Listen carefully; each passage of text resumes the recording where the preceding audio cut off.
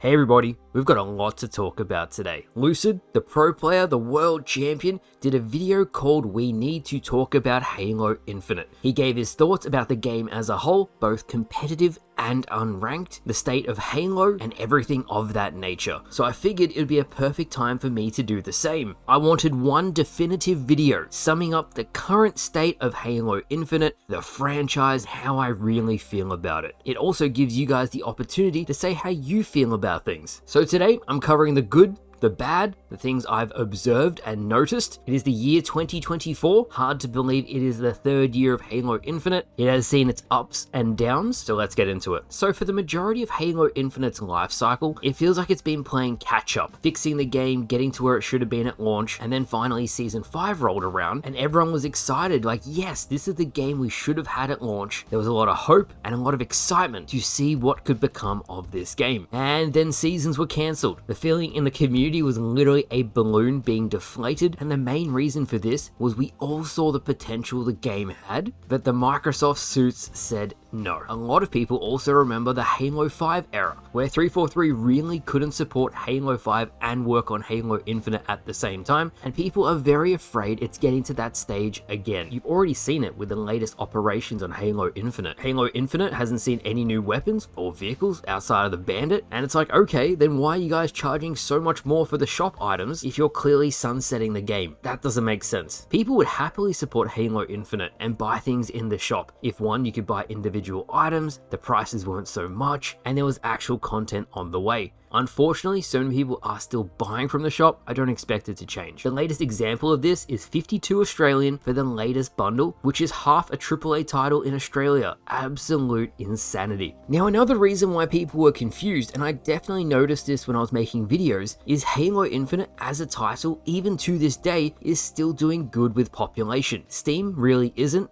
but 95% of the player base is on Xbox anyway. When I asked Grunt.api, and he has his own ways of finding out roughly what the population is, he still said it's between 40 to 50,000 at peak concurrently, which means on at the same time, and that isn't even the entire population. That's a healthy population, and Infinite has held its player base much better than Halo 5's. I know that Microsoft saw the broader community wasn't coming back as fast as they wanted, so they moved on. But more than that, and I think this is the primary reason as to why 343 really moved on from Halo Infinite, is the engine is a nightmare to work with. Even with the improvements and the optimizations, it is still far less intuitive and efficient than game dev should be. As a side note, we've spoken about the Unreal Engine rumors. Until we actually see the next game and we see what engine it is, it's all rumors. Now, something I feel personally, and I'm not a dev, so I have no idea why this just isn't the case anymore, but Halo used to innovate and lead video games in terms of new features and experiences. Outside of Forge, I really feel like in many ways we've regressed in terms of what comes to each game. In terms of content, however, this isn't the case. Halo Infinite is really fun to play, and it offers you a whole variety of content. Even the playlists at the moment are fantastic, and I think that's a primary reason as to why people were disappointed, especially when seasons were cut, because for many, they really enjoy the gameplay. They think it's really fun, and it was only getting better. To many, it felt like a straight rug pull. If it was me, I probably would have given Halo Infinite another 2 seasons of support to see what the population really would have done. There's been many games, Fallout 76 is the latest example. It was horrible at launch, and now it's seeing a huge bump in population because of the work that was done to it. Halo Infinite is light years away of where it was at launch, and that's even with the monetization still being terrible. Really, Halo Infinite is a juggernaut of a franchise, and the reason why I say that is even though people aren't as interested in 343's games, there are so many sleeper fans who want to see the series return to its former glory. You guys yesterday even asked me if there was any other company to make a Halo title, who would it be? And I personally don't know enough about other gaming companies to give you an informed answer, but I do believe Halo should have multiple different studios working simultaneously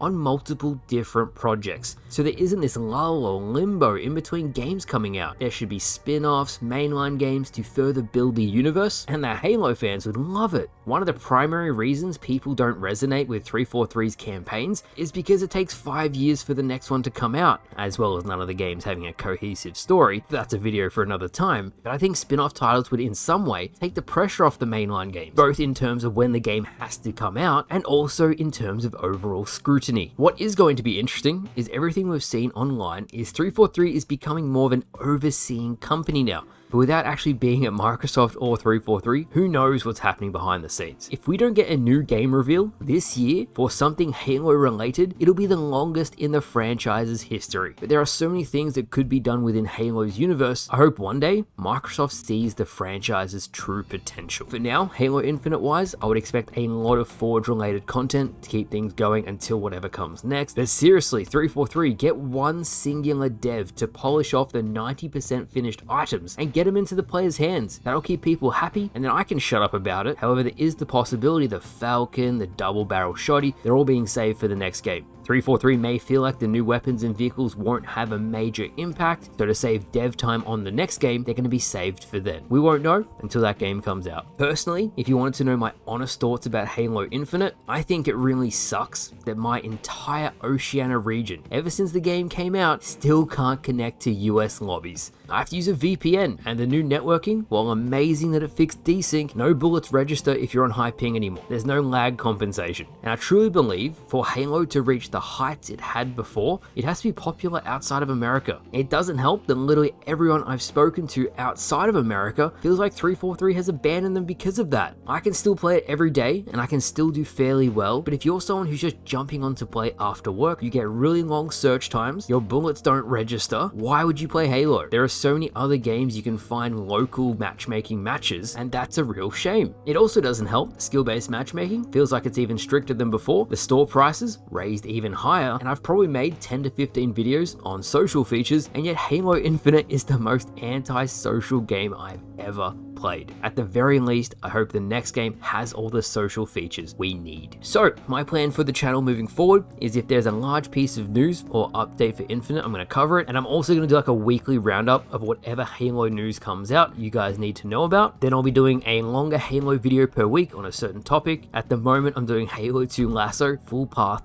no skips, which is a nightmare, but it's going to be an amazing video, as well as some other Halo mods. Something I didn't expect you guys to love so much is when I try other games, so I'm also doing a Helldivers video at the moment, expect that out in a couple days. With that said, to be honest, if I was Microsoft / 343, I would have multiple studios working on multiple projects. At the very least, a new game or a spin-off every 2 years. Halo is a rich universe, and it deserves to be handled correctly. That's all I really have to say about it. New campaigns, new multiplayers, the Halo fanbase just wants new, exciting experiences to enjoy. It is that simple, and not have to wait half a decade in between games. Oh, and stop milking your players on microtransactions. Anyway, let me know your thoughts. I figured with Lucid doing this video, I should throw my support behind it as well and tell you guys what I think is going on. That kind of rounds out my Halo Infinite feedback videos. I've been doing that all year. I've said everything that needs to be said now, so the ball is in 343's court. So thank you all for watching. Hope you all enjoyed, and I'll see you guys later.